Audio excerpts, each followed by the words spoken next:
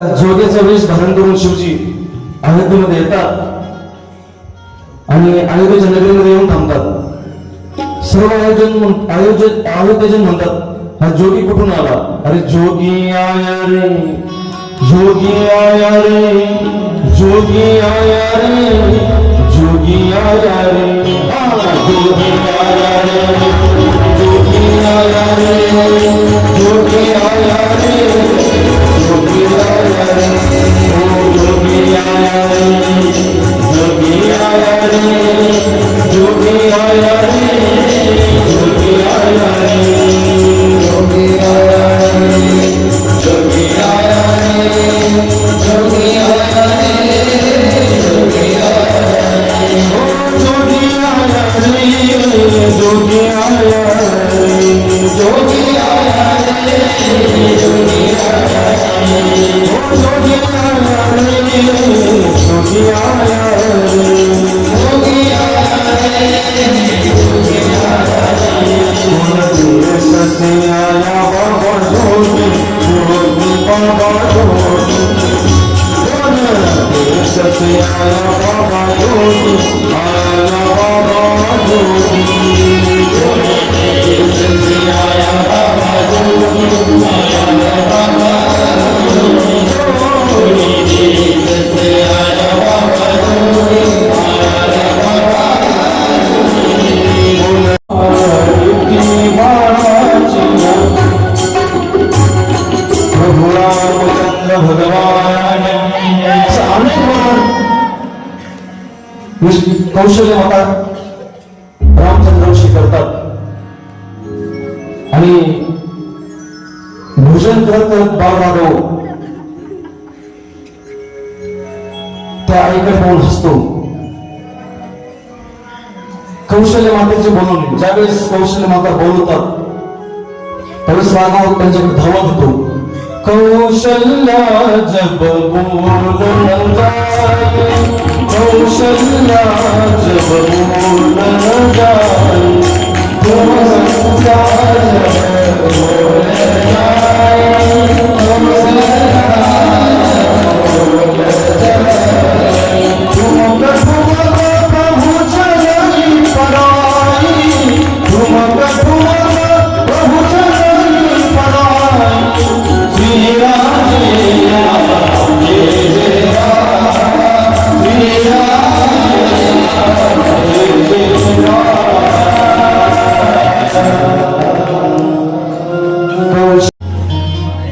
आणि ज्यावेळेस प्रभू रामचंद्र आणि लखनदादा विश्वामित्राबरोबर त्या स्वयंवराच्या ठिकाणी येतात त्यावेळेस सर्वांचा रास पाणी, जिनके राई भावनी जैसा,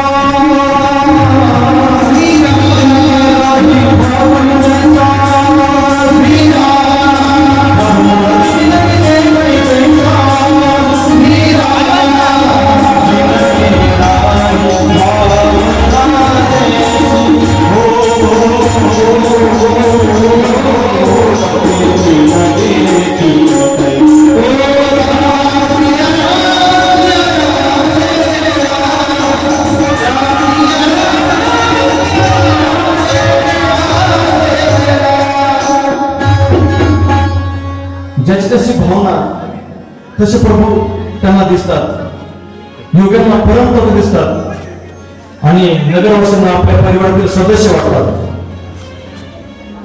आणि बंदीजन त्या ठिकाणी घोषणा करतात, बोले बंदी वचन फल सुनो सकल महिमान, फल विदहि करो हाय हम भुजा उठाई विशाल, प्रभु रामचंद्र भगवान.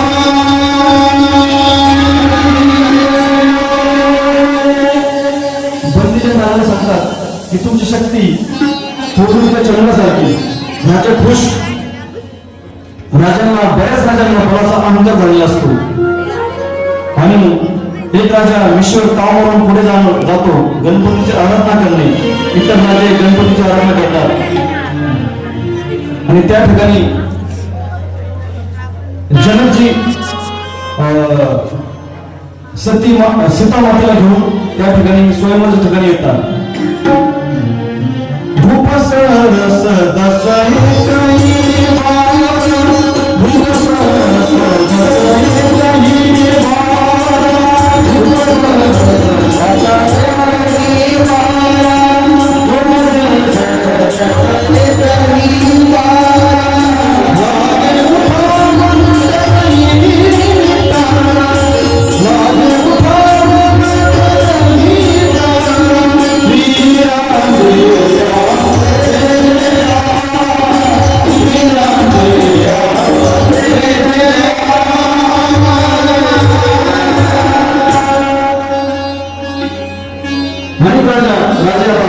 या ठिकाणी ते धनुष्याला उचलण्याचा प्रयत्न करतात.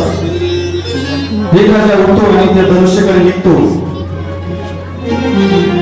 आणि आपल्या शक्तीचं प्रदर्शन करतो आणि धनुष्य उचलायचा प्रयत्न करतो. आणि ज्यावेळेस तो धनुष्य उचलतो, धनुष्य तो त्याला उचलत नाही.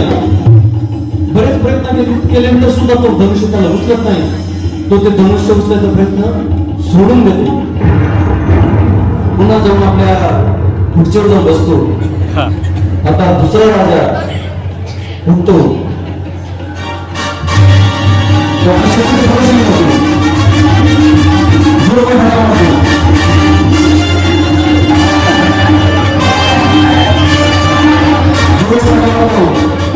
शक्ती प्रदर्शन करतो आणि धनुष्य उचलण्याचा प्रयत्न करतो.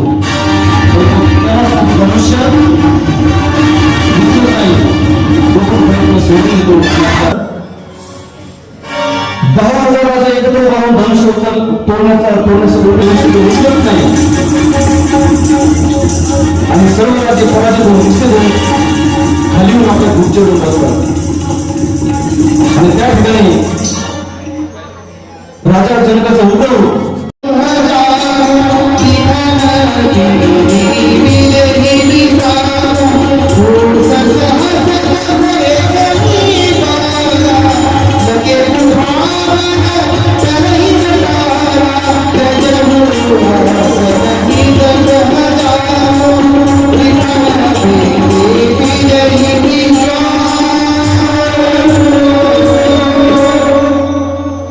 जनकाच्या जोशामध्ये म्हणतो, मला तर ठरवलं असतं की या राज्यामध्ये धनुष्य या राज्यामध्ये धनुष्य उचलणारा व्यक्ती नाही, भगवंताने तयारच नाही केला, तर मी हा धनुष्य उचलायचा मी पुन्हाच नसता ठेवला, कधीच नाही केली असती. धनुष्याला प्रत्येक लावण्याचा जोरच, पण तुम्ही त्याला हरवू सुद्धा शकले नाही. आणि आता माझ्यासमोर फार मोठे धर्मसंकट आहे. मला माझी मुलगी कुमारी ठेवायला तिथे असं वाटतंय. मला बिना त्याने जानकीच्या नशिबात विवाह नाही असं लिहिलं असावं असं वाटतं. आता माझे मन आपल्यामध्ये कोणीच मर्द नाही, कोणीच शूर नाही, क्षत्रिय नाही. मला क्षमा करा आणि आपण आपल्या घरी जा. अभिमानी राजा विचार करतात की आपण जर आता गेलो आणि नंतर जर धनुष्य पुन्हा जर उचलला नाही आणि जर शेवटी राजाने विचार पडला आणि हत्तीच्या सोंडे जर मार दिली तर आपला नंबर लागू शकतो. म्हणून राजे अपमान होऊन सुद्धा माना खाली घालून बसतात. या ठिकाणी लखनचे क्रोधाने होतात. सूर्य उगवण्याच्या अगोदर लाली लखनचे रामास वंदन करून जनतेकडे पाणी आणि लखन राजे आपले ठाऊक नाही, आपल्या या समोर रघुवंशी राम आहेत. रामाच्या आज्ञा असल्यास मी या ब्रह्माचा चेंडू उंच फेकीन व कच्च्या खड्यासारख्या फोडून टाकेल. असे धनुष्य मी लहानपणी बरेच मोठे. रामाची जर आज्ञा असेल ना तर मी धनुष्य उचलून मी 100 योजना फोडू शकतो. आपण जे बोलणार ते करून दाखवतो. तसे न झाल्यास मी भिक्षा मागून खाईल व क्षत्रिय म्हणणार नाही. या ठिकाणी पृथ्वी डोळ्याला लागते, शेष करून लागतो. सर्व राजे घाबरतात. रामजीच्या आज्ञेवरून रामजी लखनजीला आज्ञा करतात, हे लखन की तू आपल्या जागेवर बस. आणि उजवा हात वरती करून रामाच्या पाठीवरती लखन राम भुज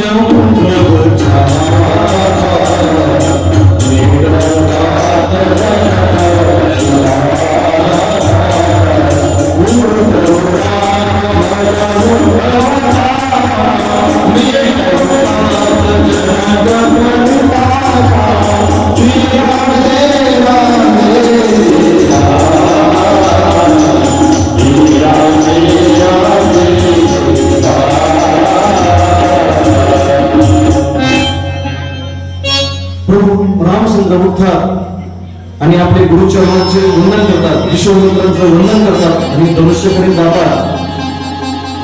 सुनैना या ठिकाणी व्याकुळ होते.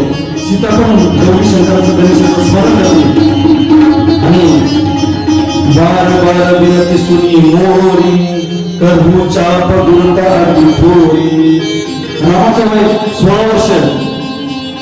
जानकी सूर्याकडे रामाकडे पाहणे, सर्वांचे डोळे रामाकडे नर आणि मान इच्छा करतात की हा वर योग्य. रामाचे धनुष्य, रामजी धनुष्य उचलण्यासाठी सवड होता आणि ते धनुष्याला स्मरण करतात, धनुष्याचं दर्शन घेतात आणि धनुष्य उचलण्याचा प्रयत्न करतात. ज्यावेळेस ते धनुष्य उचलतात, हे धनुष्य उचलतात आणि त्यावेळेस सीतामाता शंकराचं नमन करते, दुर्गेचं नमन करते. हे गणपती बाप्पा, हे धरती माता आणि धनुष्य उचलून ते प्रत्येक नावाचा प्रयत्न करतात. त्याच वेळेस तो धनुष्य फुटले जातो. लेट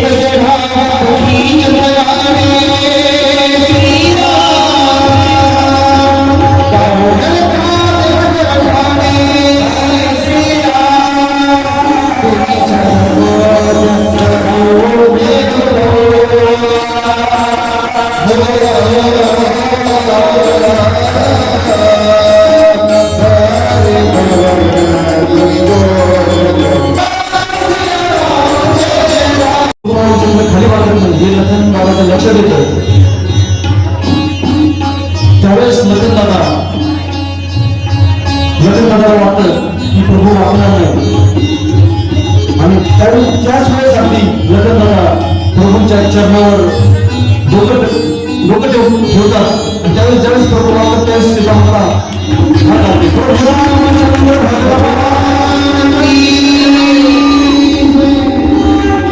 आणि सीतामाता भगवंताच्या चरणाचं दर्शन घेत नाही, कारण की सीतामातेला माहित होतं की यांच्या पायाच्या धुळीपासून एक स्त्री होती माते सदा.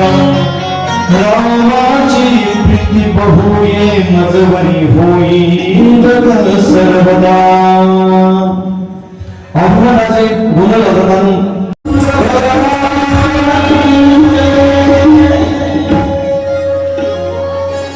या ठिकाणी प्रभू रामचंद्र आणि सीतामातेचं स्वयंवर होतं आणि सर्व आनंदाने नाचू लागतात, गाऊ लागतात. या शिंगरे गावात पब्लिकचा वाटतं